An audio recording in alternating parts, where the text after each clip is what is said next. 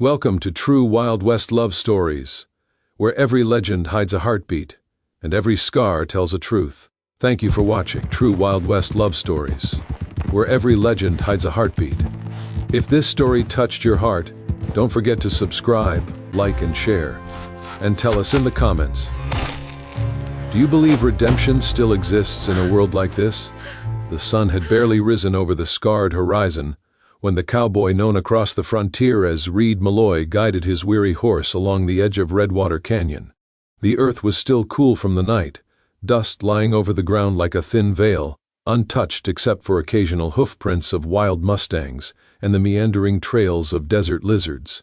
For days Reed had been riding alone across the high plains, chasing rumors of a stolen cattle herd and a band of outlaws who had slipped through the cracks of civilized law. He was no deputy, no hired gun of the county, just a man who had learned that justice was a coin made valuable only when paid back in full. The wind carried faint scents of juniper and mesquite, but beneath them lingered something else, an unease Reed could not ignore. It pressed against him like the weight of a storm that had not yet formed in the sky.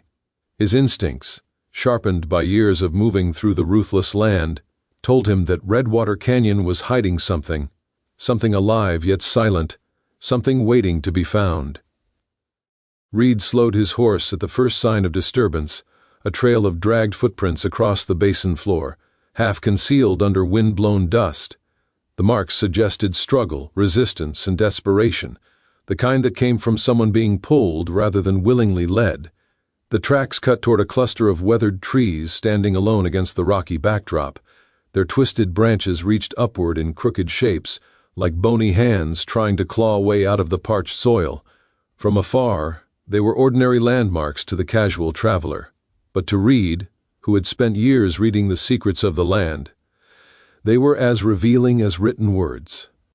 As he approached, the air felt different, heavier, almost suffocating.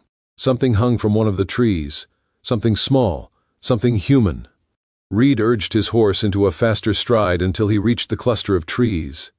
There, tied by the wrists to a high branch, her body suspended above the ground, was a young woman. Her ankles were bound, her dark hair fell over her face, strands lifted and swayed gently by the breeze.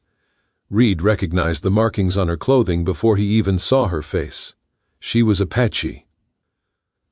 The Wild West had long been a crossroads for conflict. Cowboys, settlers, soldiers, and tribal nations, all caught in a web of competition over land, pride, and survival.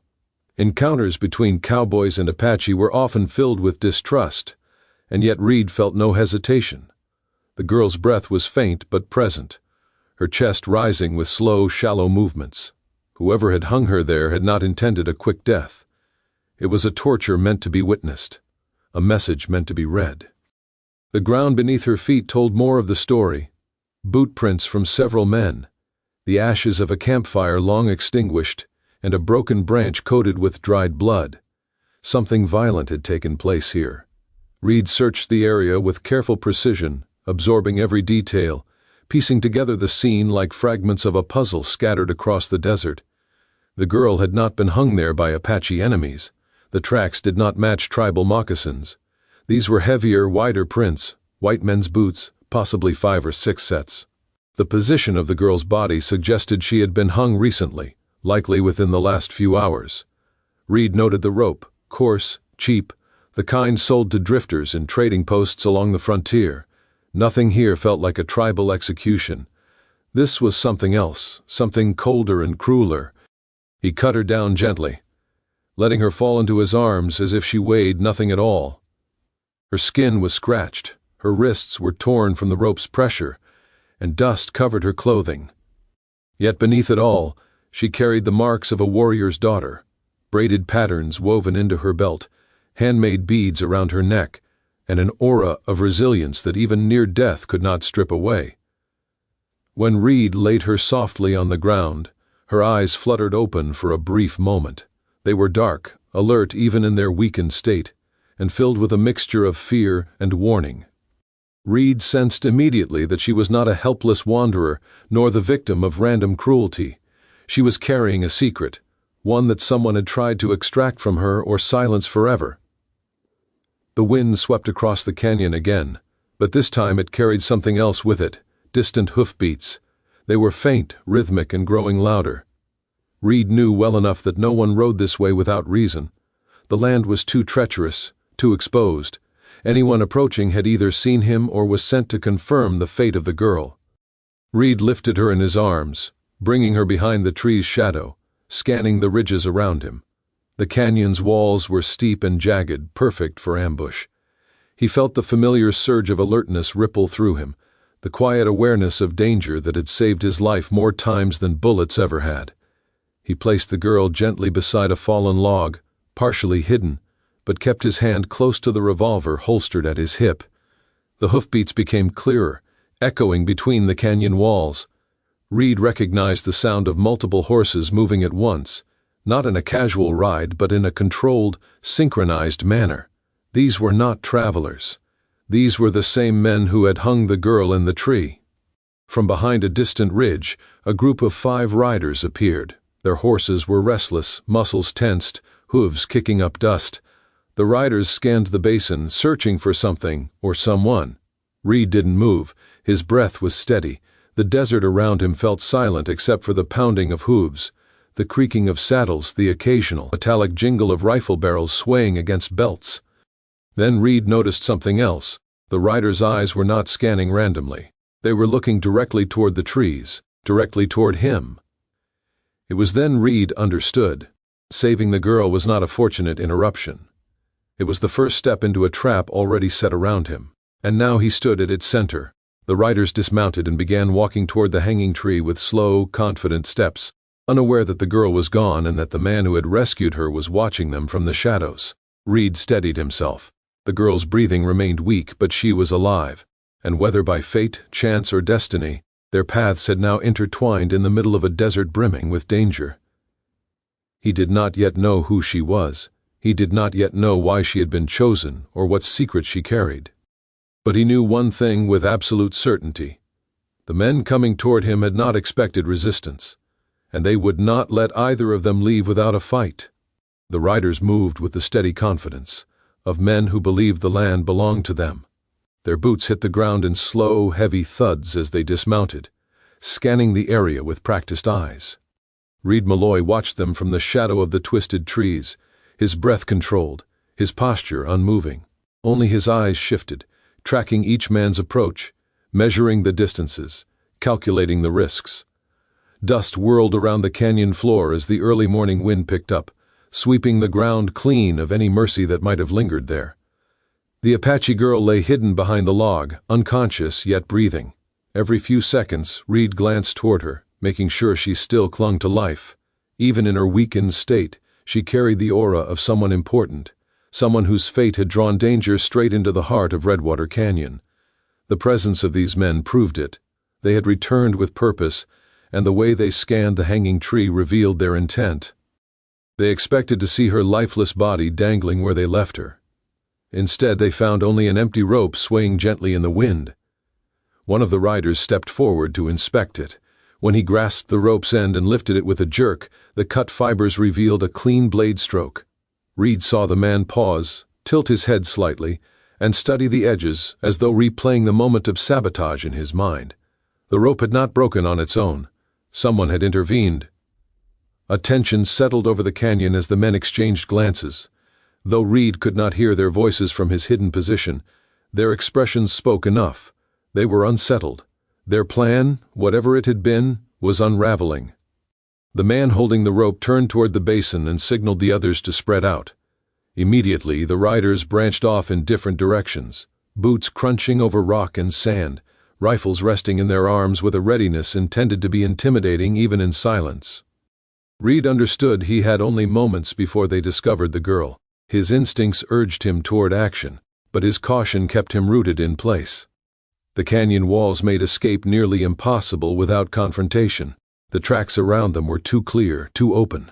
If Reed attempted to leave now, the riders would spot him instantly, and the girl, unable to walk or protect herself, would be captured again.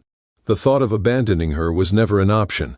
Something deeper inside him, a quiet sense of duty forged in loneliness and long miles, bound him to her survival. He crouched lower behind the tree, studying the patterns of movement. Two riders moved toward the far side of the basin, where the terrain sloped upward into rocky ridges. Another two circled toward the west, scanning the bushes with deliberate precision. The last rider remained near the hanging tree, examining the footprints Reed had left when he cut the girl down. Though faint and partly covered by the wind, the impressions still betrayed direction. Reed watched as the man knelt down and touched the dust, his fingers tracing the shape of each print, following the trail step by step. Reed's heart steadied, his breath deepening. The moment of discovery was closing in. Thunder rumbled faintly across the open sky, a distant storm beginning to brew beyond the mountains. It echoed through the canyon walls in low vibrations, masking some of the riders' movements.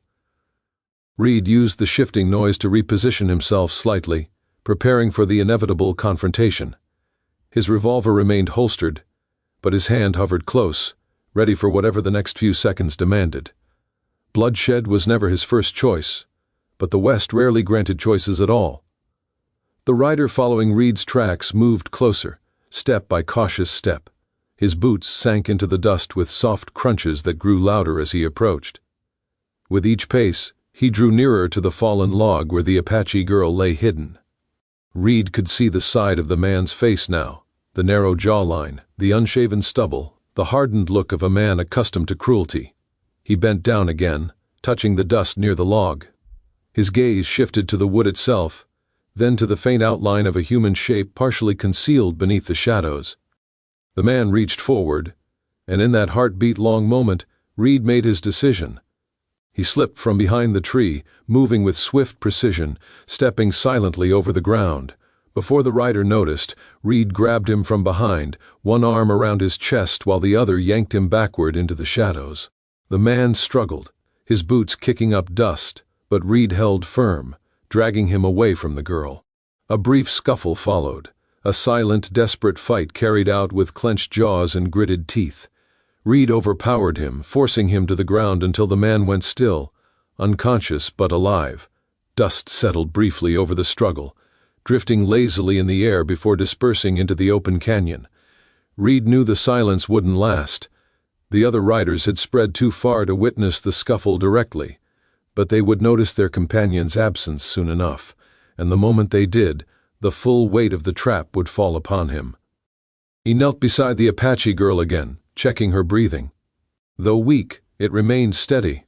Her lips trembled slightly, as though her body sensed the danger around her even in unconsciousness. Reed adjusted her posture gently, placing her head more comfortably on a bed of softer soil beneath the log. Her face, though bruised, dust-covered, and pale, held a fierce dignity that seemed to defy the cruelty inflicted upon her. Thunder rolled again, louder this time. Clouds gathered over the distant mountains, casting a dim light across the canyon. Shadows deepened around the ridges, swallowing parts of the landscape in sudden gloom. The storm's approach worked both for and against Reed. It offered him cover, but also threatened to erase important tracks or flood unstable parts of the plain. Before Reed could plan his next move, a sudden sharp whistle pierced the air. One of the riders had found something, perhaps the signs of struggle, or perhaps the missing man. Reed felt the shift instantly in the land's energy. The remaining riders altered their course and converged back toward the hanging tree cluster, moving with urgent purpose. Reed positioned himself between the girl and the approaching danger, lowering himself behind the tree's trunk. He could feel the vibration of hooves through the ground as the riders remounted and rode toward the scene. Dust clouds swirled behind them as they pushed their horses into a faster pace, racing toward the vanishing certainty of their plan. Reed knew the next minutes would decide everything. The canyon, open and unforgiving, offered little chance of escape. The girl's condition left no option for quick flight. The only path left to him was to stand his ground, protect her, and face whatever storm, human or natural, was closing in. The riders drew near, their silhouettes cutting through the gathering darkness, as thunder cracked again overhead. The trap had been sprung, but the men who set it would soon learn that Reed Malloy was not as easy to capture as the girl they had left hanging in the tree. The storm rolled across the sky with the slow certainty of a beast waking from slumber. Dark clouds gathered above the canyon, pressing low and heavy, swallowing the light until the land dimmed into a muted, gray twilight. The riders approached through this shifting haze, each man hardened by violence, each step of their horses echoing the promise of confrontation. Reed Malloy remained hidden behind the twisted tree trunk, the Apache girl lying motionless behind him, her breath shallow but alive. The canyon floor trembled beneath the rhythm of hooves as the riders drew nearer. Reed's eyes traced their formations, 3 together in the lead, 1 trailing behind while glancing back at the unconscious outlaw Reed had subdued moments earlier. The discovery of their fallen companion had turned their approach from confident to aggressive. Their formation shifted into a hunting pattern, a practiced maneuver used by men accustomed to tracking prey across hostile land. The wind carried dust in spiraling gusts, forcing Reed to narrow his eyes against its sting. The storm's growing intensity masked some of the sound, but the riders' movements remained unmistakable. They slowed their pace upon reaching the hanging tree, their boots hitting the dirt in unison as they dismounted. Reed could feel the pressure of their presence in the air, like a tightening noose around the canyon. He kept his breathing steady. Patience was his first weapon here. The canyon would betray the careless and reward the calculated. He watched as one man knelt beside his unconscious companion, checking for breath, then signaling to the others with sharp movements. They examined the area with increased urgency. One studied the cut rope, another traced the disturbed dust near the log. The last man scanned the tree line with a rifle raised, sensing the invisible threat lurking nearby. Reed shifted his posture slightly, positioning himself between the tree and the girl. His hand hovered near the revolver holstered at his side, though he knew gunfire would escalate the situation into a deadly standoff. The odds were against him. 4 armed men in an open canyon, no cover beyond the gnarled trunk and scattered rocks, and a storm ready to unleash its fury at any moment. Yet Reed held his ground. Leaving the girl behind was not an option. Whatever secret she carried, it had already drawn danger to her like iron to a magnet. A sharp lightning flash illuminated the sky, followed by the deep rumble of thunder. In that fleeting burst of white light, Reed saw the determination in the riders' faces. Their attention shifted toward the ground where faint tracks revealed movement toward the tree's edge. Reed had tried to tread lightly, but the gritty earth betrayed even the best efforts. The leading rider followed the tracks with slow, deliberate steps, moving closer to Reed's hiding place with each second. The moment stretched thin as wire. Then, abruptly, the first drops of rain fell, large, cold droplets striking the ground with a heavy patter. The storm had finally arrived, the canyon air filled with the scent of wet dust as the rain gathered strength, turning the earth into a slick, muddy terrain. For a brief moment the riders paused, glancing up at the sky as thunder cracked overhead. The rain would erase tracks quickly, but it also meant time was running out for both sides. Reed used the distraction. In a swift motion, he lifted the Apache girl onto his shoulder, cradling her with careful precision. She was light, her frame weakened by exhaustion and injury.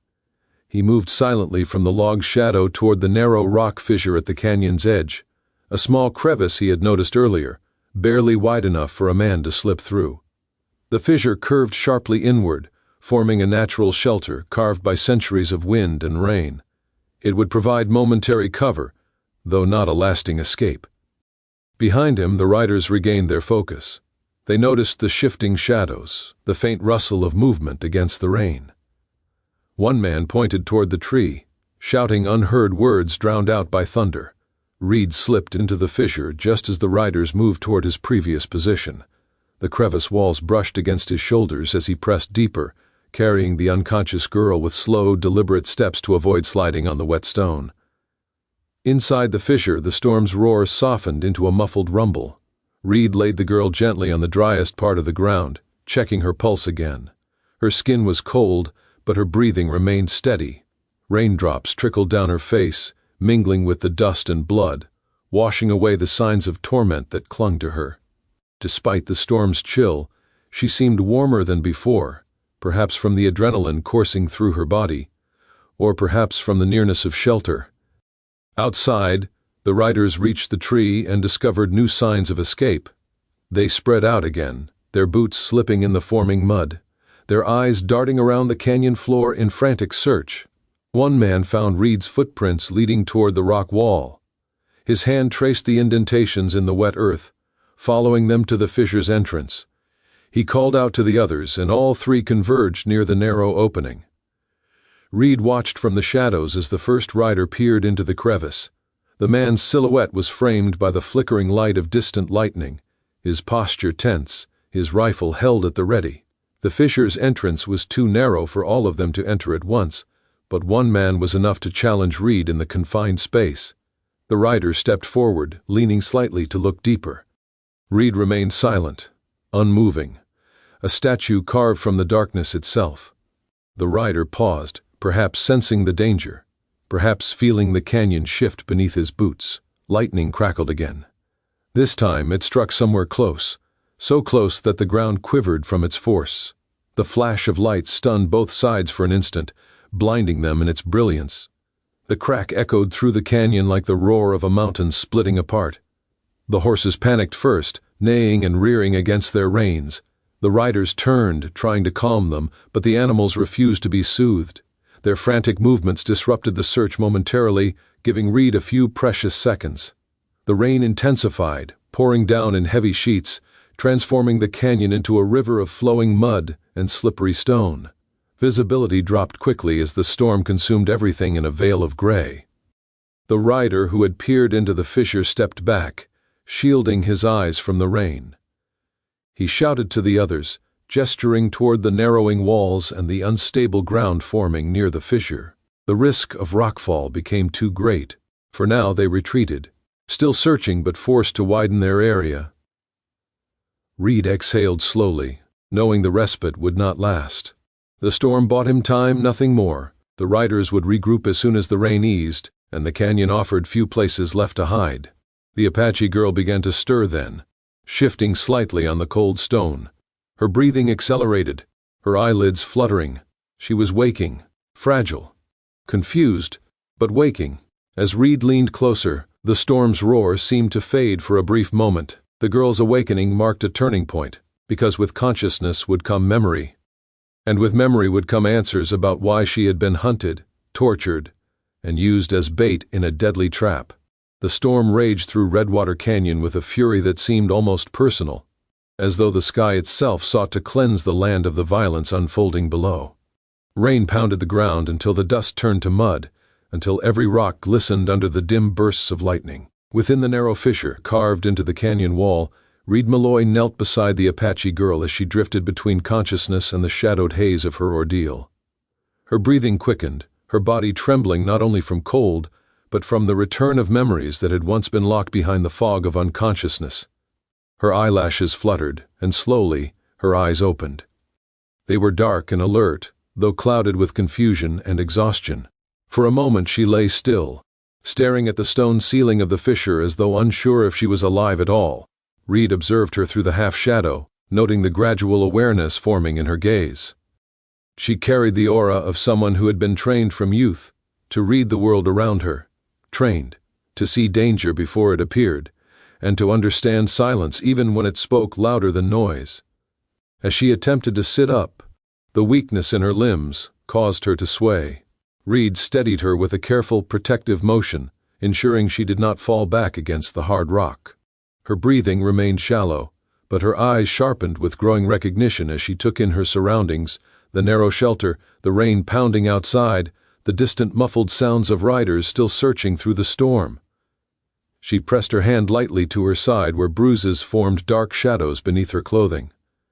Her fingers traced the marks unconsciously, as though recalling the events that had placed her in the hanging tree. Pain sketched itself briefly across her face. Not the pain of injuries, but the pain of memory. Reed watched her closely, reading the fear beneath her controlled breaths. She was awake now, fragile yet aware, and the story buried within her gaze was one that could not be ignored. She tried to lift her head to look toward the canyon's entrance, but the effort drained what little strength she had regained. Reed repositioned her so she could rest against the smoother portion of the rock wall. The storm continued to thunder above them, its echo vibrating through the canyon like a warning drum. Outside, the riders' silhouettes shifted through sheets of rain. The men spread out again after the lightning strike, and the panicked horses momentarily disrupted their search. Now regrouped and determined, they scoured the canyon floor with a hunter's desperation. The storm was erasing tracks quickly, but the riders understood that their time was limited. Somewhere between the flash of lightning and the torrents of rain, their quarry had slipped from sight. Yet these men were not accustomed to giving up, especially not when they believed the girl carried something worth killing for. The Apache girl lifted her hand toward the fissure opening, pointing weakly, though Reed knew she lacked the strength to stand or flee. Her eyes held urgency, a warning that transcended words. She attempted to shift closer to him, as though to communicate something essential, something that demanded to be known before the riders found them again. Her breathing quickened as she wrestled with the weight of her memories, and at last, the depth of her expression revealed that she understood the gravity of their situation. Painfully, she raised her hand to the beaded necklace around her throat, a necklace Reed had noticed earlier but had not yet understood. The beads were carved with intricate symbols, each one shaped with precision, that spoke of cultural importance rather than simple adornment. Her fingers tightened over the beads, protectively, almost fearfully. Reed understood then that the necklace was no ordinary decoration. It held meaning, perhaps a message, perhaps a secret, perhaps something her captors had tried to extract before hanging her as bait in the canyon. She closed her eyes briefly, as though summoning strength from somewhere deep within. When they opened again, they were sharp and filled with the kind of determination that only comes from a burden too heavy to abandon. Her hand moved to her side, where she tapped lightly against the inner seam of her clothing. Reed noticed a faint bulge beneath the fabric, small and flat, hidden intentionally. It was something concealed from her captors, something she still kept safe even while tied to a tree. Before Reed could examine further, the storm shifted abruptly. The rain continued to fall, but the thunder softened, diminishing into distant rumbles across the horizon. With the storm easing, sound traveled more clearly inside the canyon. Hoofbeats thudded through the mud. Voices, faint but sharpened by the reduced storm noise, echoed off the canyon walls. The riders were close again, closing in with renewed purpose. Reed moved toward the fissure entrance, positioning himself between the girl and the threat approaching from outside. The rain still poured, but it no longer offered the protective curtain of confusion it had earlier. The riders now had clearer vision, and the canyon's openness would soon reveal anything not concealed properly. He scanned the terrain, noted the widening puddles forming across the canyon floor, and observed the shifting shadows that moved behind the riders like companions of the storm. The Apache girl attempted to rise again, and though she barely managed to sit upright, the fierce determination in her eyes persisted. She knew she had become the center of a hunt that was far larger than a simple abduction. Reed recognized the urgency reflected in her gaze. She tried to reach into the inner seam of her clothing again, her hand trembling as it touched whatever object was hidden there. Whatever she carried was important enough to risk her life for. Lightning flickered once more over the canyon rim, revealing the full outline of the approaching riders. They had regrouped after the storm's intensity faded, scanning the canyon with the confidence of men who believed their trap had succeeded in drawing their prey into a corner. Their rifles were drawn, their faces hardened, their determination unbroken.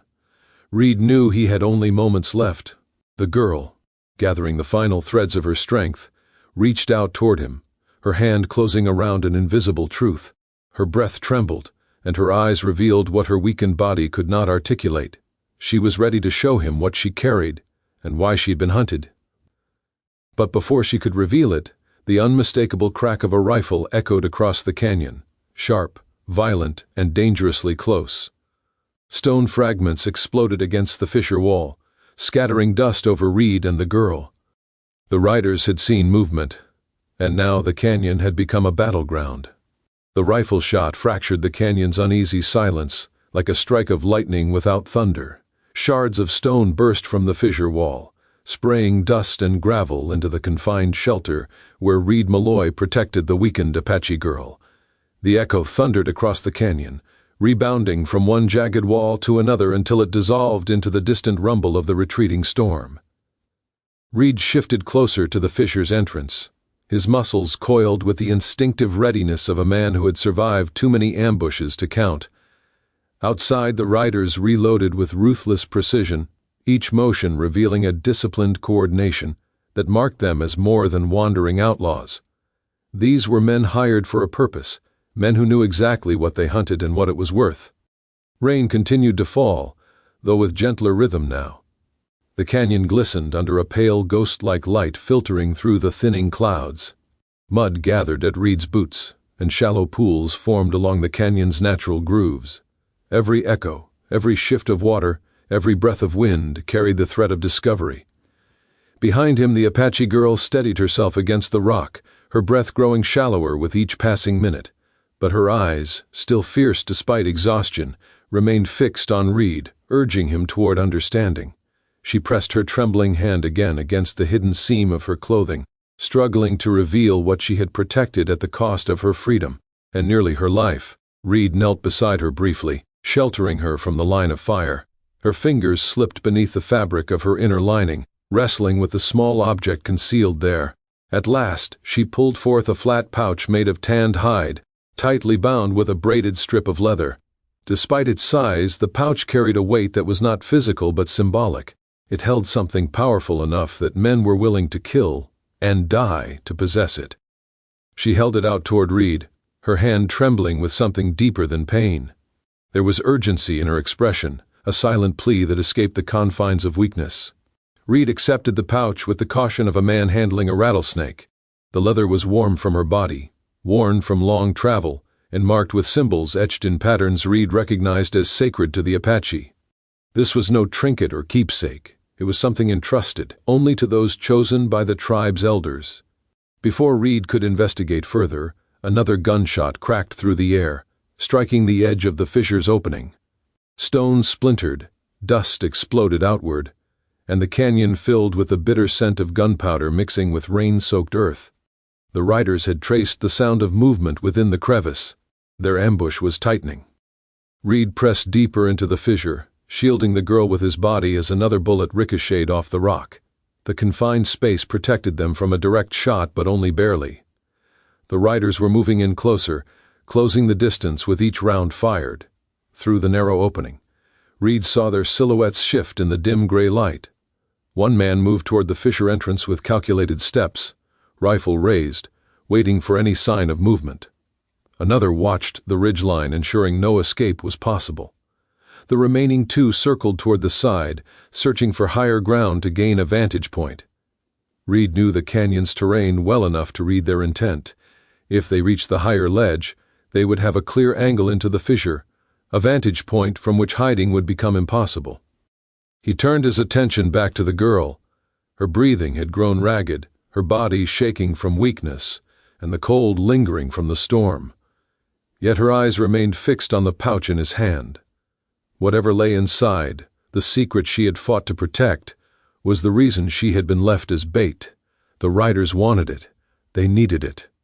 And now Reed held it in his possession, unknowingly stepping deeper into a conflict bigger than the canyon, bigger than the storm, bigger even than the frontier itself. Lightning flickered in the distance, followed by a dull rumble of thunder, nature's final warning before the storm retreated entirely. The air grew heavy with the scent of rain-soaked sagebrush. The riders' boots splashed through the mud as they took their positions. Reed made his decision. Swiftly and silently he opened the pouch, revealing a thin strip of tanned hide folded tightly around a smaller object.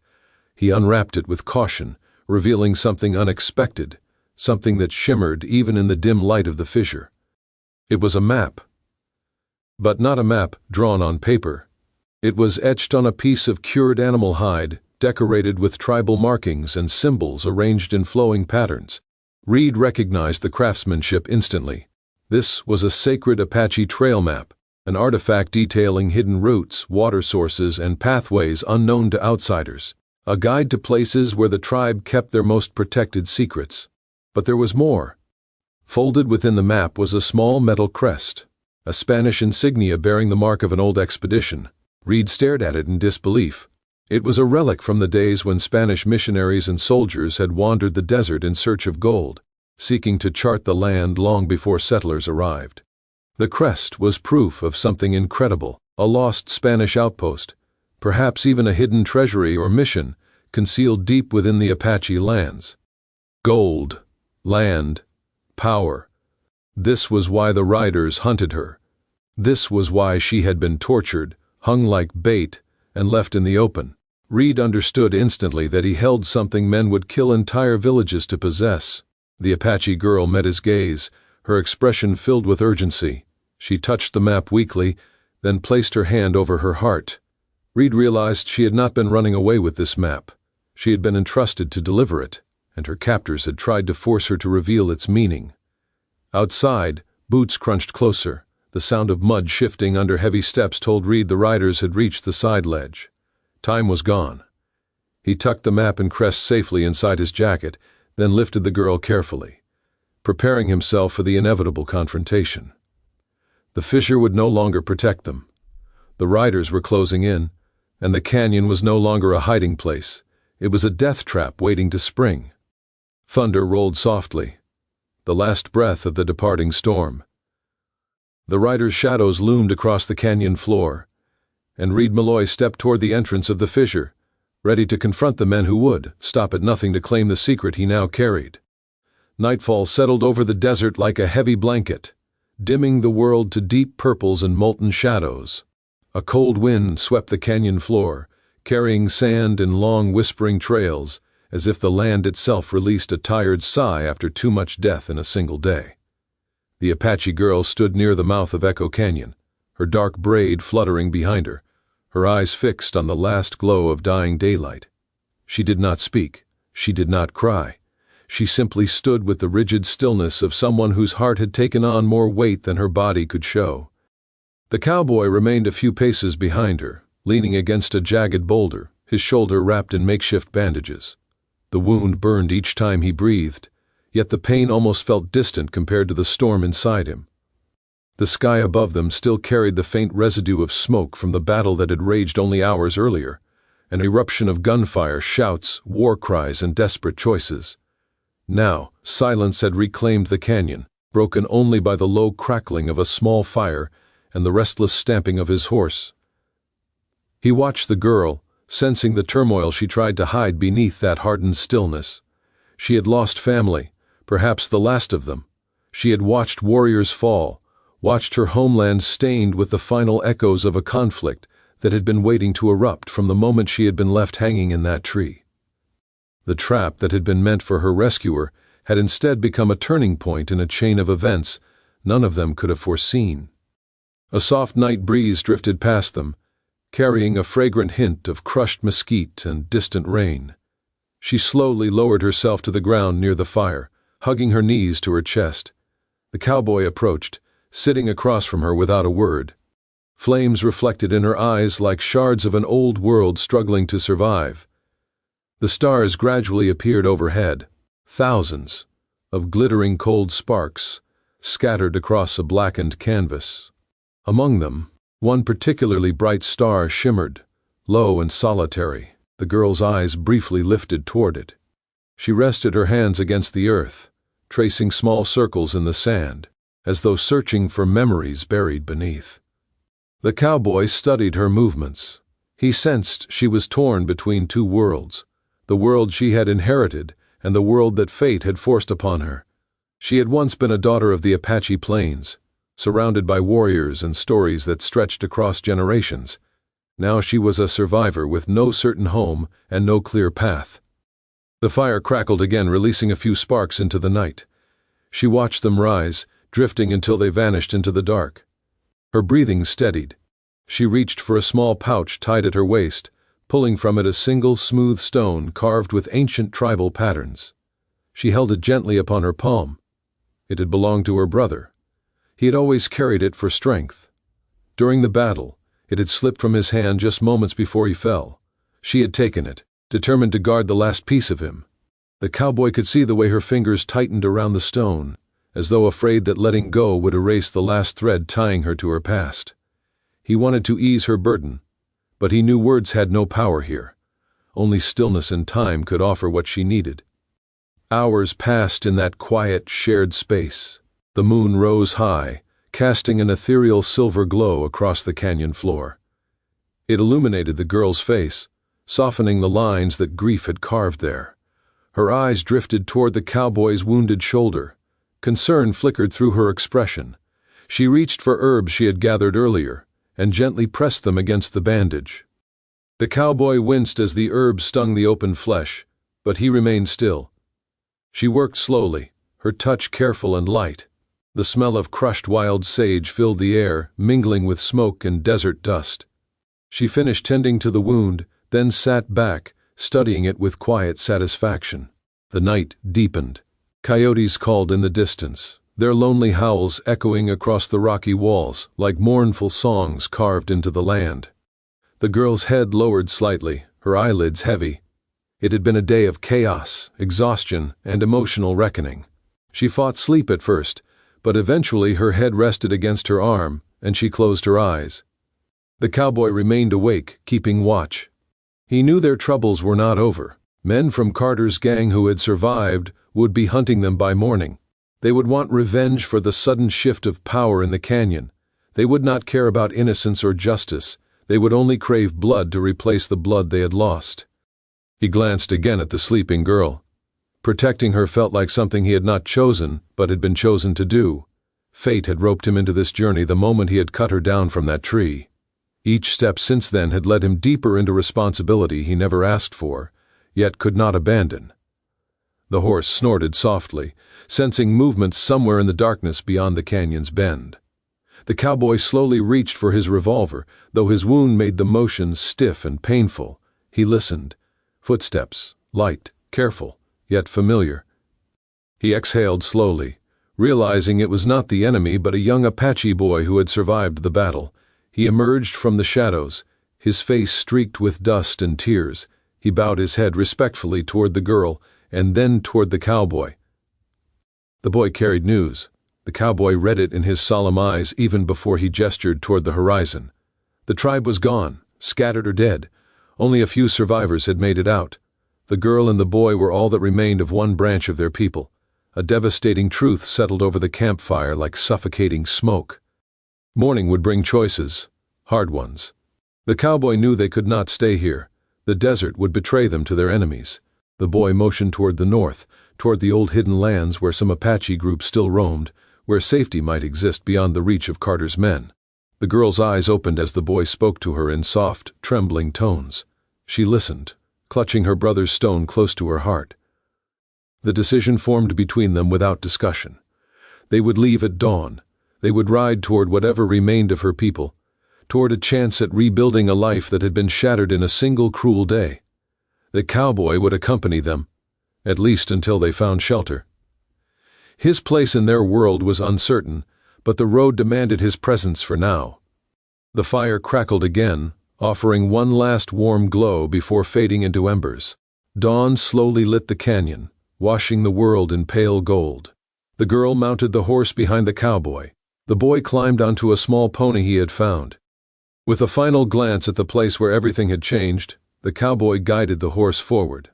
The desert stretched endlessly before them, harsh, unpredictable, but open with possibility. And so they rode into the rising sun, leaving behind the trap that had united their fates, and carrying with them the fragile hope of a future carved from loss, courage, and the quiet strength of survival.